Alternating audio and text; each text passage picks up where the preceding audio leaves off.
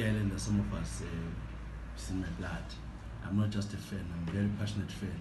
Highlanders is a religion, as you all know.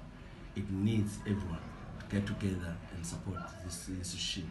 That's the only thing we are left with as people of the southern part of this country. You know, there are millions of abalandeli, our people outside Zimbabwe. If all of us, for instance, in South Africa, let's say about 2 million, just one rand, we've got 2 million rands in South Africa. If we do the same in UK, maybe about 80,000 pounds, each one just a pound, we get 80,000 pounds. Highlanders will run for 10 years without any problem, without any issues. But people just love to watch Highlanders on social media, and then we make noise. When we make noise, please be hands off. Some of us, we make noise, we criticize the CEO, criticize the executive, we criticize the board because we really love this club. So when I'm criticizing Highlanders and all that, then I have to be on board and bring something to the table to show why I'm criticizing them. If all of us come together and say, guys, let's organize resources for this club, there's no way Highlanders should be suffering when it's got so many people.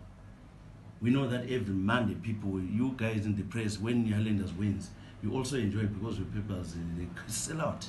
But when Highlanders loses, there's nothing. So it is important that we get together and help Highlanders. So this, I had to call